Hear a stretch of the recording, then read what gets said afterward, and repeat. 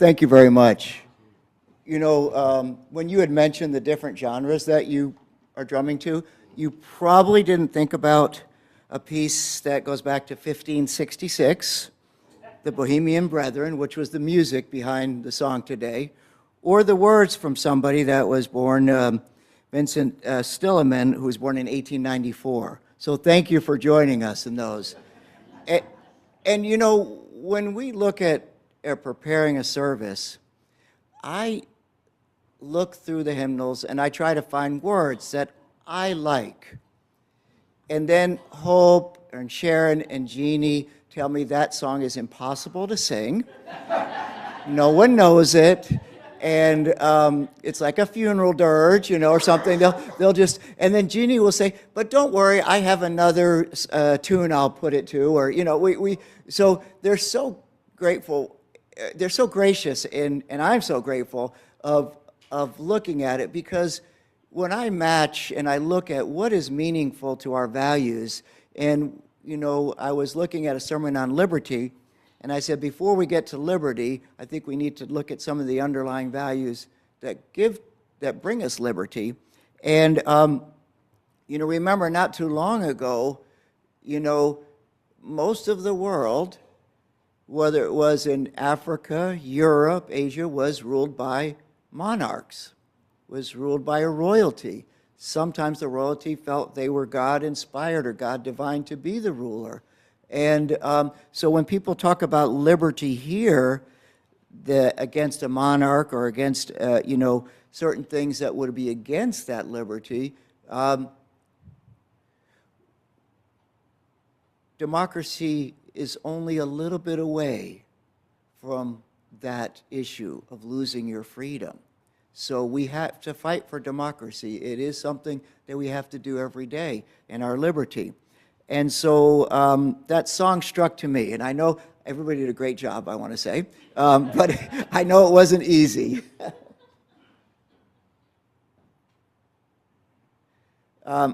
There's two people I want to shout out today. They will be somewhat embarrassed because I'm going to mention their names for everybody, Mike Plummer and Joe Auditori. Would you please stand or wave so everybody knows, because we know who you are, but just, yeah. Yay, okay. So as I enter retirement from the Jaguars next year, what I look to is people who have failed in retirement, okay? Mike and Joe represent that, no. So no, but what Mike and Joe did by our EI, right? REI and Home Depot, right? Going back and working with younger people is a blessing those younger people appreciate more than you will ever know, because they're learning from you. And they learn that you have to be responsible in this world. Nothing is given to you in this world, right? You have to work for it. You actually have to show up on time and stay the whole shift. And so these are things that we're teaching a younger generation. So thank you. Let's give them a round of applause, because I so appreciate that. You know, we risk losing the greatness that has made our city, our state, and our country great when we falsely demonize values that are actually important to us. When you look at responsibility and you look at an equal playing field, and you look at inclusion and diversity, we don't always get an A+ in this area. In fact, we have a streak of people who don't appreciate those words. And when we talk about the values, I think it's important to talk about the values behind those words. Because when you can have a dialogue with someone about that, and no word is perfect, right? But it's important to have the dialogue. I think what's important to note is that, particularly in the state of Florida, we have legislated exclusion, a lack of equity, and certain rights for some people over others. And that tradition is centuries old, not just here in Florida and not just here in the South. But it has moved to a mainstream argument against words that we value. I know that there are white supremacists. We see them. They are very vocal, often, in what they are, but we also have a very large minority population that adhere to a white supremacist rule, and that might say, oh, he got an opportunity that I couldn't get because someone used diversity as a rule. And that's not what diversity is all about, and it's not what inclusion is all about. I want to begin by sharing stories about three people. Mary Jane McLeod Cookman was born in 1875 in a small log cabin in South Carolina, the 15th of 17 children born to Sam and Patsy McClintosh McLeod, both former slaves. She recalled noticing inequity as a child, knowing that the blacks had less access to material wealth and opportunity. She remembered visiting the home of the Wilsons, who were the former slave owners, and a family that her mom still worked for. And when she explored in the playhouse, she picked up a book, and one of the Wilson girls admonished her and said, put that book down. You can't read. And not that I'm going to teach you to read. No, you can't read. That's not what black folk do. She later cited that incident as contributing to her want to educate black students. And so in 1886, she went to school, a one-room black schoolhouse, and then received a scholarship to go to Trinity Mission School, which was run by the Presbyterian Board of Freedmen. She walked 5 miles every day back and forth to school, and she taught siblings how to read who could not go to school. She attended Scotia Seminary and Dwight L. Moody's Institute for Home and Foreign Mission in Chicago from 1894 to 1895, hoping to become a missionary. But when she applied, she was told by the Presbyterian Mission Board that black missionaries were not needed. Go figure, they only sent white missionaries to Africa. So she planned an education career here in the United States, particularly among African Americans. In 1904, she rented a small house for $11 a month next to the garbage dump in Daytona Beach. She started the Educational and Industrial Training School for Negro girls. Initially had 6 students, 5 girls, and her son Albert. Now, the school bordered Daytona's active garbage dump, and she raised money to buy additional parcels of the garbage dump.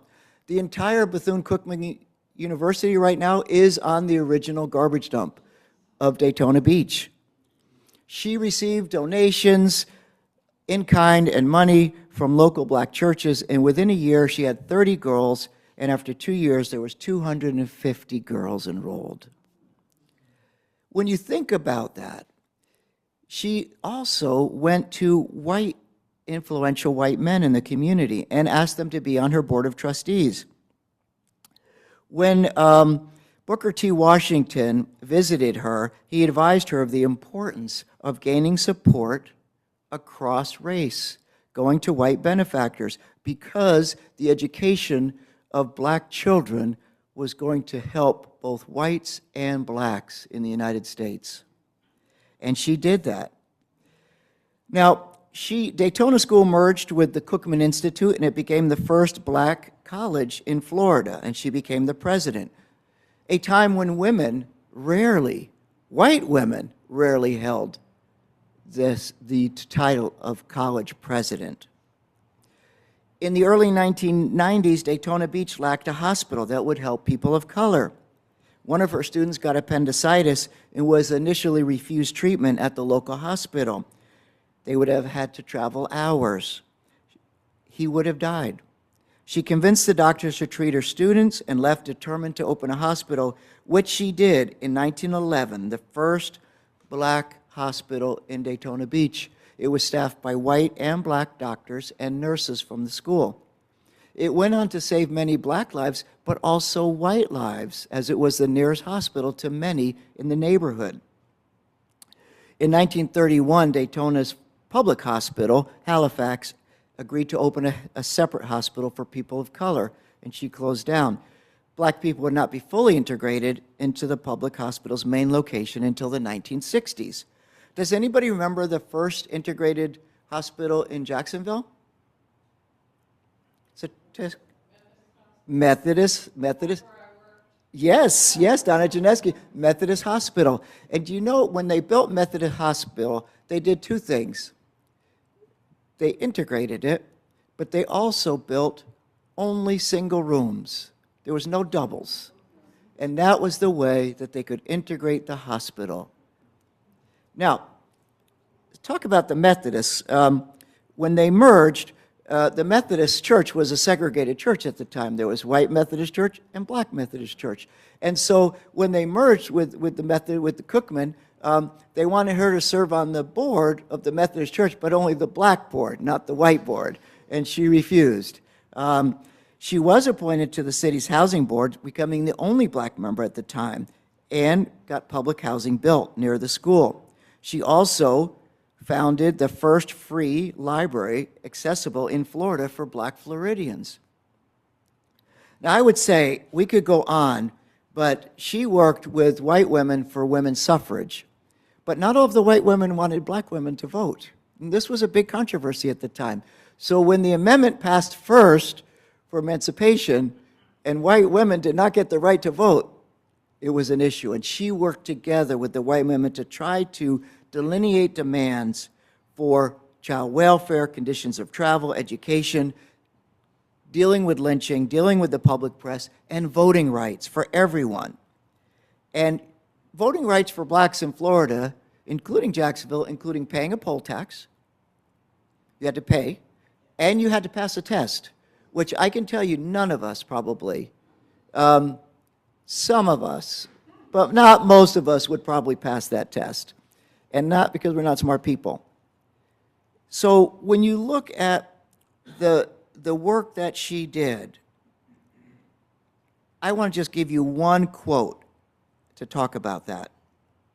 Let's see, 1939, when she talked about educating whites and blacks, and she opened up Bethune-Cookman on Sundays for people to visit, and there was no assigned seating.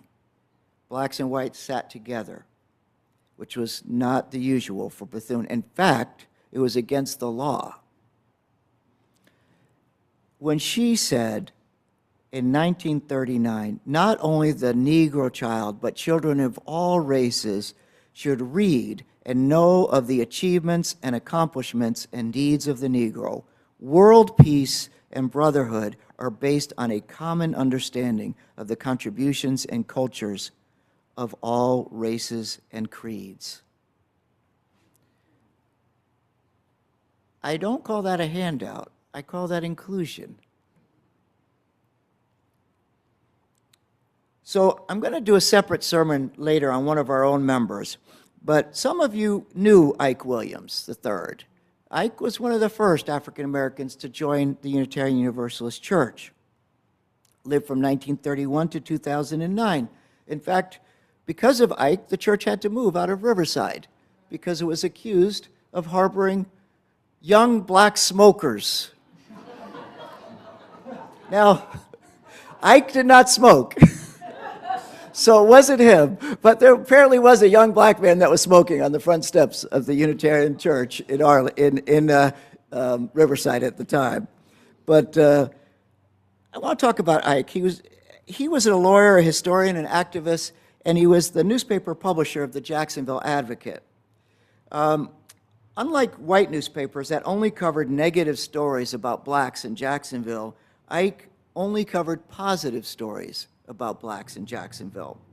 He graduated from Edward Waters College and Florida Memorial College before earning his law degree at Florida A&M and his master's at Brooklyn Law School.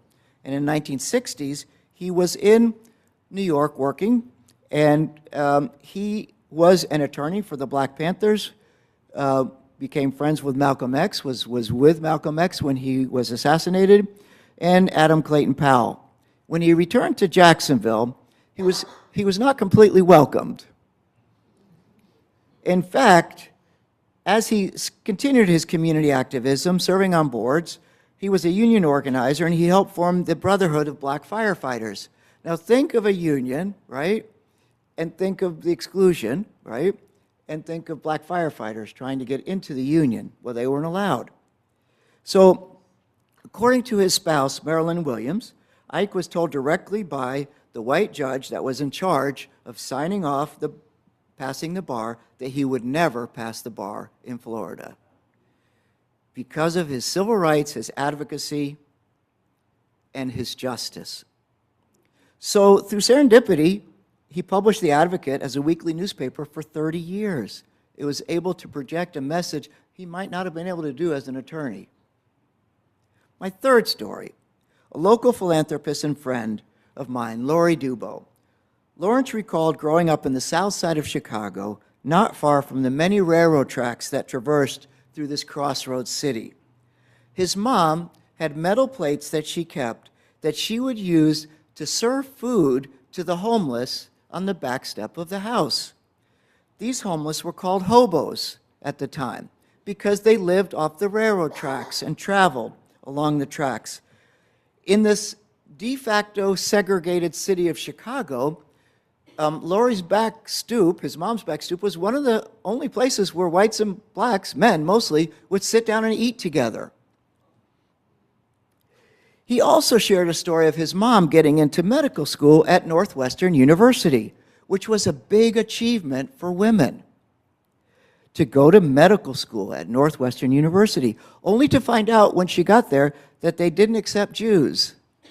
And so she was kicked out of the school the first week she arrived and never achieved her dream of being a medical doctor. So Lori, who's a Jewish businessman, gives across all boundaries. He supports the Malvi Washington Youth Foundation, the YMCA Tiger Academy, Guardian Catholic School, to assure that all students and children have access to quality education and after-school programs. He learned that lesson from his mom. And again, inclusion. What does that word mean? What would we do in Jacksonville or in Florida without these people and literally thousands of others who made our community and state great because they rejected segregation, rejected exclusion, rejected inequity? And again, some argue that diversity, equity, and inclusion initiatives are meant to exclude people from opportunities. This is not the case. After centuries of excluding minorities in our nation through legislation, local, national, and state, we're finally getting to meet our highest virtue of e pluribus unum, out of many one.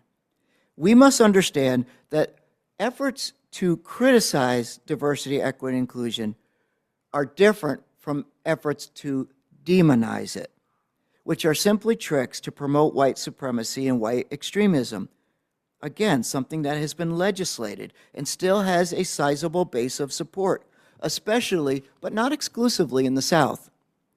No initiative is perfect. No principle is perfect. However, a coordinated effort to pick out the imperfections and make them resonate with a larger population has been very effective in our country.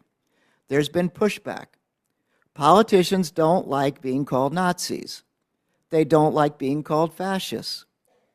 I'm not an advocate of name-calling or being demeaning, but I am an advocate of being honest, understanding history, and being aware that in the South and in Chicago and in Brooklyn, New York, a sizable population are white supremacists and continue to deny voting and economic rights to blacks, and have worked hard in their rhetoric to get into the main line of politics, business, and religion.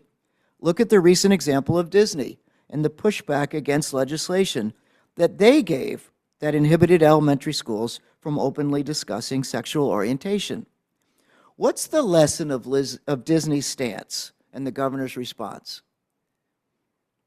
Keep your mouth shut. Right? You're a business. You should not get involved in the work of politics. Same thing with churches. You're a religion. Do not get involved in the political world. So we see Home Depot, Boeing, and many other companies dropping their DEI programs. Now, some companies may actually be keeping them because they're renaming them and they're putting them in a different department because they know they want to include the values. They just don't want the rhetoric against them, which affects their sales. So we see that. And again, we know that nothing is perfect. So centuries ago, this was before I was born, we even created a God to be exclusive, right? In the Catholic and mainline Protestant churches, if you're not baptized, or in an evangelical or Pentecostal church, if you're not saved, you are excluded from fellowship here on earth, and you're eternally excluded in hell. We recently saw evangelical ministers and members congregating at a political rally to say that one of our presidential candidates was chosen by God, and the other one was satanic. Now, we might know who they're talking about, okay? But the fact of the matter is, people actually believe this. There's literally hundreds, if not thousands of people, including ministers, that were saying this. God is exclusive. We are exclusive. As Unitarian Universalists, we just can't shut up. It's not in our nature. I hear this every week, so I just want to let you know, you guys do very well in keeping me on track, okay? Our first principle impels us to promote the dignity and worth of every person. We cannot stand down to assault on the principle that is actually very human. Our motto, E pluribus unum, was not in our Constitution because our Constitution guaranteed supremacy to white male landowners. They had the right to vote. Women did not at the time. Everybody wants a fair chance. But often the extremists point out the rare instances where a white male or female or an Asian has been discriminated against because of preference for another minority or sex. This is rare, and there is a fine line. How do we adjust for centuries of exclusion? For example, do quotas work or just exacerbate the problem? We saw this recently when the former president was shot, and DEI was blamed because women were on the Secret Service protection team. Of course, this was nonsense, but can you see how the perception, true or false, that perhaps because a woman is shorter or a woman is not as strong as a man, that this happened? This creation of doubt serves to reverse our advances and send us back decades. Truth is, diversity, equity, and inclusion is not left-leaning or right-leaning. It should be a unifying issue for those who truly believe that the values we share is that everyone should have a fair chance, a fair shot, access to the resources that they need to succeed. Does this mean less for some? As things equal out, some benefits to the privileged may go away.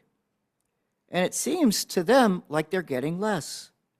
Automatic admission to the university because your parents attended or paid for a building is one example. Lower mortgage rates in white neighborhoods. Better public schools in affluent white communities may be equalized. Because I would say it's not totally realized yet. Just look at the price of gas in your neighborhood and look at the price of gas in Springfield. It's the same gas. In sports, where I spend a little bit of my life, professional teams desegregated, and as they did, black athletes who never had the chance began to excel in the desegregated leagues. In turn, they began to earn an income that was equitable to others in the sport who were not black. In my 25 seasons with the Jaguars, there's been a shift of demographics in the locker room. The last vestiges of white supremacy in the NFL were the quarterback's position and coaches. And both of those are giving way to the true value of who's the best person for the job. Do we go back to segregation? Of course not. Both male and female athletes, no matter their color, race, ethnic background, now enter a more equal playing field and have to do their best. Florida excels when we all excel. Leaving anyone behind leaves everyone here with a disadvantage. I want to let you know how proud I am of this congregation, because we literally are a human banner of hope for diversity, equity, and inclusion in Northeast Florida. Just some examples: our participation in the Martin Luther King Parade, our minister who was one, if not the only white minister to march with the black ministers in Jacksonville. iCare, which includes our effort to bring restorative justice and equity, reducing racial inequity and inequality in the criminal justice system. Being a welcoming community, our support of Jasmine, working against prejudice against the LGBTQ plus community. It is said that on Sunday mornings, the most segregated moments of our community takes place. Would we like to be a more diverse congregation from a color perspective? Yes, we want to be a welcoming church in this aspect. And I believe there are many who want and need a non-creedal safe place for their spiritual growth of all races and backgrounds. Do we set quotas? Of course not. What we do is look at how we can be intentional at being inviting and in our outreach. We are who we are, a loving, accepting, justice-seeking community. And we are appreciated by many in this community for that. And what we realize is that sometimes our diversity is our membership in iCare, our participation in the Interfaith Coalition, our work with One Jacks. In other words, where can we gather with Muslims, Jews, primarily African American churches, AMEs?